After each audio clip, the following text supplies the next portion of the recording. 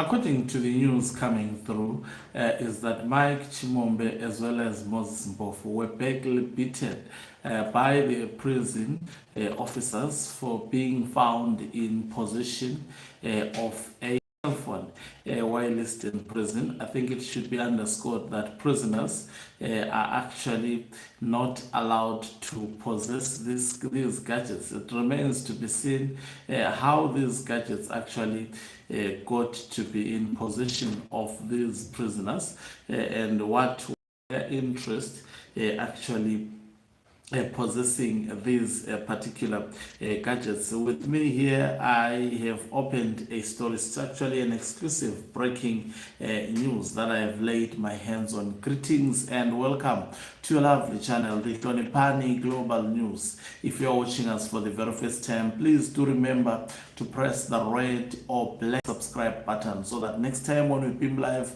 you become the very first one to watch us. So Zimbabwean prisoners Mike Chimombe and Moses Mpofu were badly beaten by prison guards at Chikurubi Maximum Security Prison on Wednesday after they were caught with mobile phones in their prison cells. Is it allowed for them to be beaten or they are supposed to be taken? I don't know.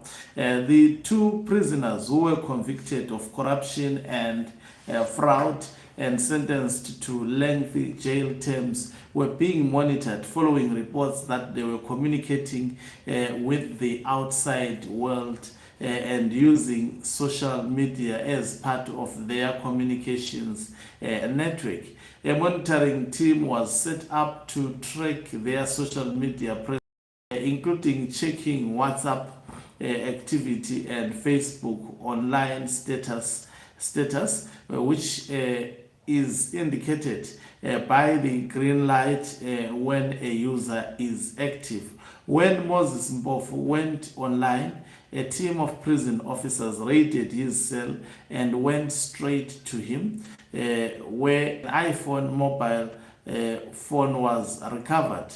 He was taken out of cell and beaten severely until he revealed to the guards that his fellow prisoner and associate, Mike Chimombe, also had a mobile phone. He went on to name the prison officers who allegedly kept the phones for them during the day and handed them over at night when prisoners were locked in their cells. A second team of prison guards then raided Chimombe's cell and found him in possession of an iPhone. He was also dragged out of his cell and beaten heavily. Both prisoners sustained injuries and had to be taken to prison hospital within Chikurubi Maximum Security Prison for treatment. Is this how they are supposed to handle prisoners? I'm actually asking myself. Even if they do that, the prison officers implicated in assisting them were detained. Their living quarters within the prison compound were searched, where iPhone chargers used to power the smuggled mobile phones during the day were reportedly recovered. A disciplinary tribunal was convened last Friday, where the implicated prison officers were found guilty of misconduct and subsequently dismissed from the Zimbabwe Prisons and Correctional Services. The prison service, which falls under the Ministry of Justice, Legal and Parliamentary Affairs, is now said to be in discussions with relevant authorities to consider withdrawing the remission that had been granted to the two inmates. Remission is a system under which a prisoner's sentence is reduced by the prison authorities, allowing them to serve a shorter period than the full imposed by the court, subject to good behavior and compliance with prison regulations. Mike Chimombe and Moses Mpofu were jailed after being convicted of fraud linked to the presidential goat pass-on scheme, in which they were found to have defrauded the state through a livestock supply tender. Mpofu was sentenced to 22 years in prison with 8 years suspended, leaving an effective 15-year jail term. Chimombe was sentenced to 17 years with 5 years suspended, leaving effective 12-year jail term. You see, there's tribalism also in terms of sentencing, in my view. They have appealed against both their convictions and sentences, and this latest development is unlikely to have any bearing on the outcome of their appeal, as it does not relate to the merits of the case or the legality of the trial and sentence.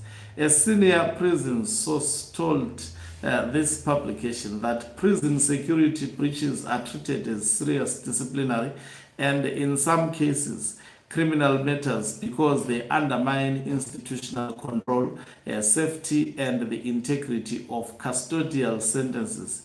He said when prohibited items such as mobile phones are discovered, prisons launch internal investigations to determine how the breach occurred, whether staff members were complicit, and whether inmates violated prison regulations. He said that prisoners found in possession of contraband usually face sanctions, including solitary confinement, loss of privileges, withdrawal of remission, or additional charges if criminal conduct is established. He added that correctional systems like Chikurubi prison treat such breaches firmly because unauthorized communication can facilitate further crime, witness interference, corruption, or the compromise of security